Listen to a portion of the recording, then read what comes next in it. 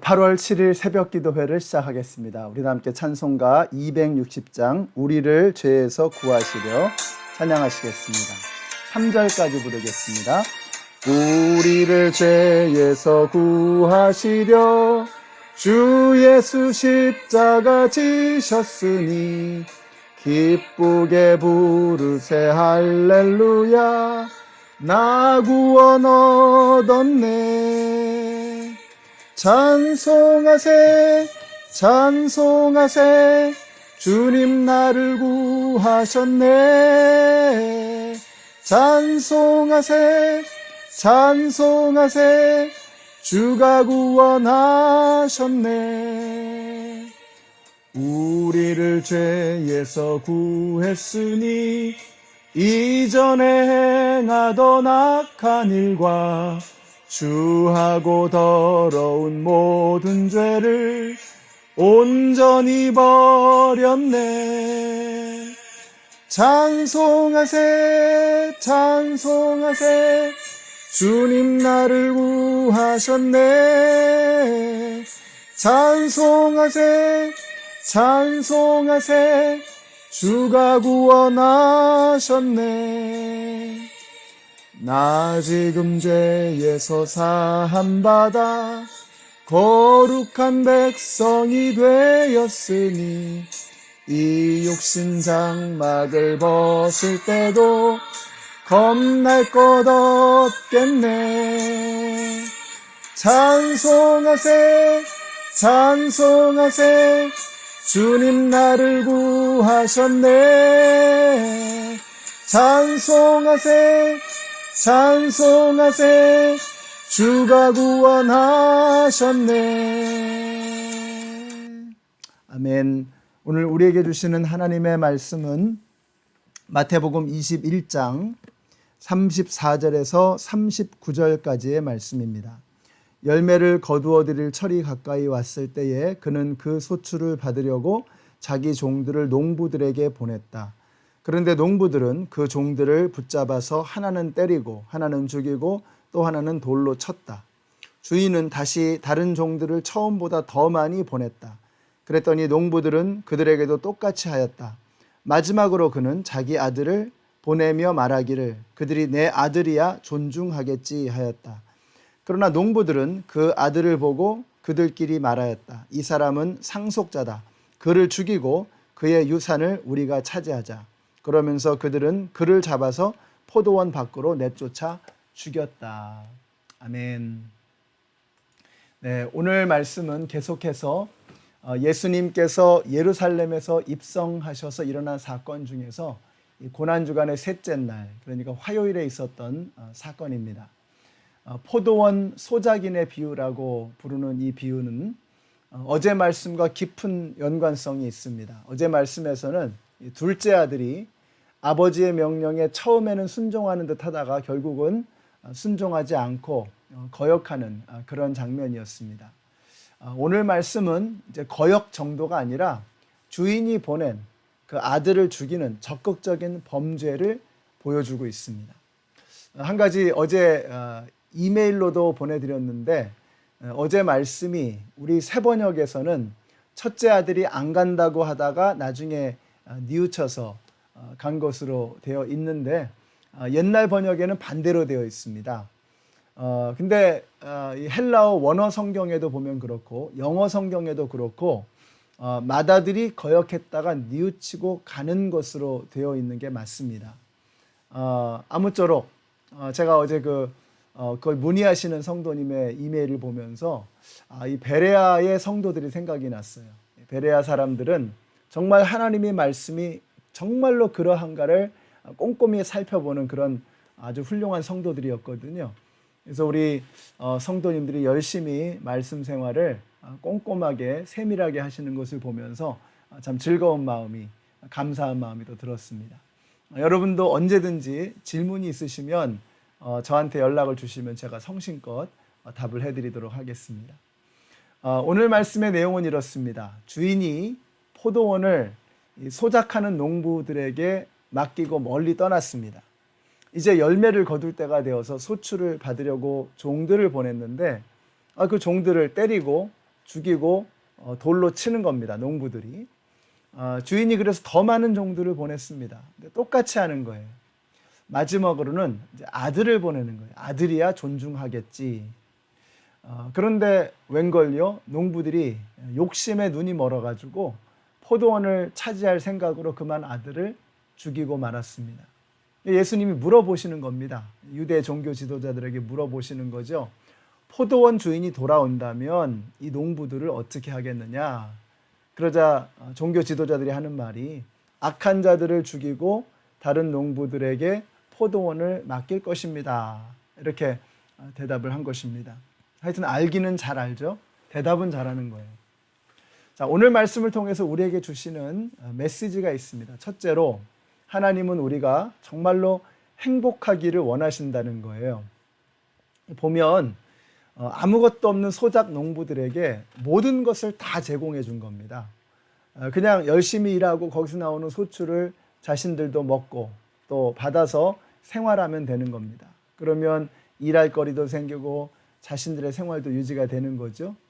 삶이 풍성하고 행복해지는 것입니다. 그런데 욕심을 부리는 거죠. 우리 하나님께서 이 농부들에게 필요한 모든 것을 다 주셨다는 거. 이게 너무 감사한 거예요. 하나님은 우리 인간이 행복하기를 원하셨어요. 처음부터요. 그래서 아담과 하와를 위해서 주신 첫 번째 공간이 뭐였습니까?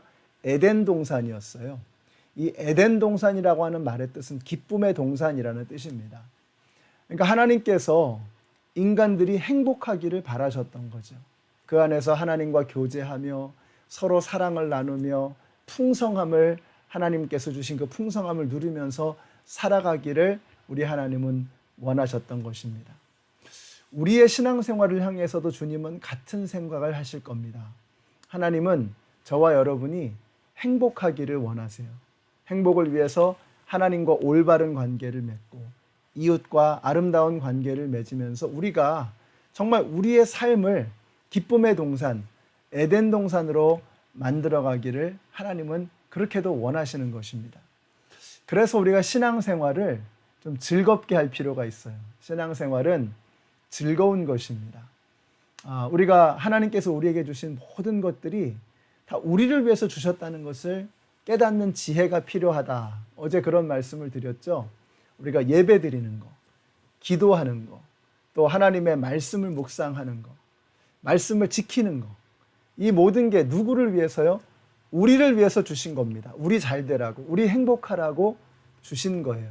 우리가 예배 드림으로써 기도하고 하나님 앞에 의지하고 하나님과 교제하고 말씀을 통해서 복을 받고 누구를 위해서 주신 거예요? 우리를 위해서, 우리 잘 되라고 주신 것입니다.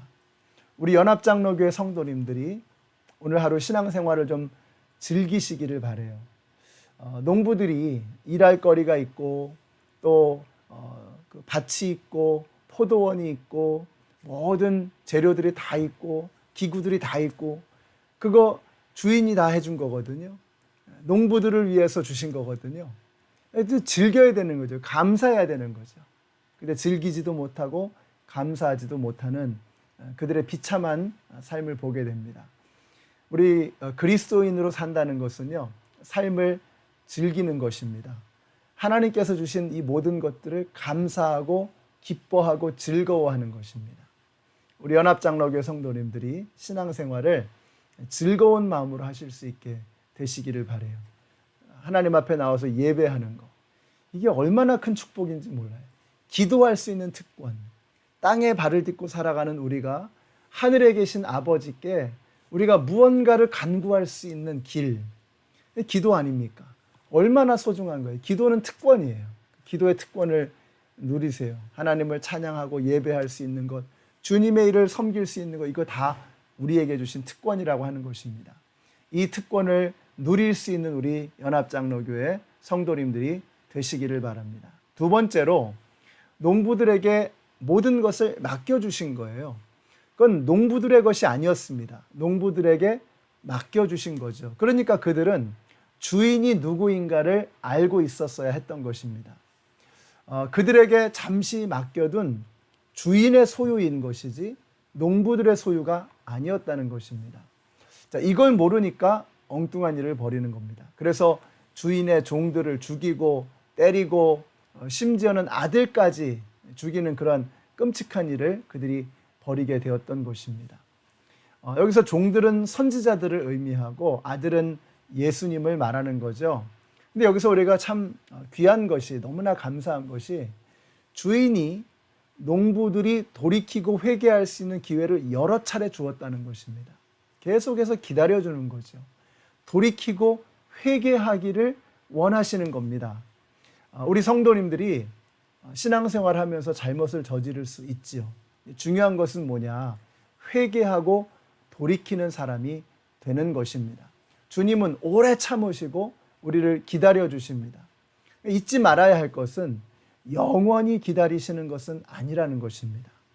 주님께서 이 땅에 다시 오실 때가 있다는 거죠. 그날에 주님께서는 우리와 모든 것을 대면하시고 모든 것을 정산할 것입니다. 그날을 두려워해야 하는 것입니다. 아무튼 기다려주시는 그 주님의 그 깊은 사랑을 우리가 생각하면서 오늘 저와 여러분이 회개하고 주인이 기뻐하지 않는, 우리 주님께서 기뻐하지 않은 일들을 회개하고 돌이킬 수 있는 저와 여러분이 되시기를 바랍니다. 맡겨주신 것이기 때문에요, 우리는 그것을 가지고 주인을 위해서 일해야 합니다. 내 것이 아니기 때문입니다. 그래서 주인의 뜻에 맞게 사용해야 되는 거죠. 하나님께서 저와 여러분에게 주신 게 참 많잖아요. 시간을 주시고 재능을 주시고 은사를 주시고 물질을 주시고 생명을 주시고 주신 게 얼마나 많습니까? 근데 우리의 착각이 뭐예요? 이게 내 건 줄 알아요. 그래서 나 자신만을 위해서 쓰다가 끝나버리는 것입니다.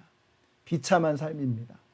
우리는 하나님께서 맡겨주셨다라고 하는 것을 잊지 말아야 됩니다. 우리는 주님께서 주님의 것을 맡겨주신 청직이라고 하는 거예요. 매니저라고 하는 거예요. 우리에게 주신 이 모든 것들을, 우리의 모든 것을 소유하고 계시는 주님을 위해서 사용할 때 우리의 삶이 풍성하고 열매를 거두는 삶이 될 것입니다. 여러분, 오늘 이 농부들은 비참하게 끝나는 이야기로 마무리가 됩니다. 인생은 끝이 좋아야 합니다. 앞에가 아무리 화려해도 끝이 비참하면 그건 비참한 인생이 되거든요.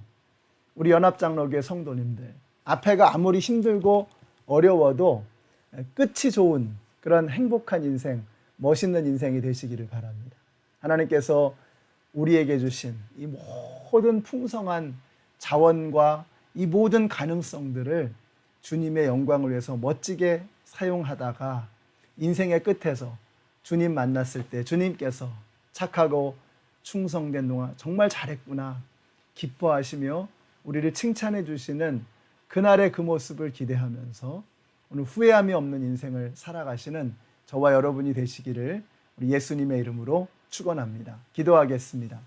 하나님 감사합니다. 오늘 이 말씀을 통해서 저희들에게 주신 생명의 의미가 무엇인지, 그리고 우리가 이 땅을 어떻게 살아야 하는지를 깨닫게 해주셔서 감사합니다. 후회함이 없는 주님께 칭찬받는 인생이 되게 하여 주시옵소서. 예수님의 이름으로 기도드렸습니다. 아멘. 오늘 저와 여러분이 하루를 살아가는데 정말 후회함이 없는 끝이 아름다운 인생을 향해서 오늘 하루를 살아가시는 저와 여러분이 되시기를 바랍니다.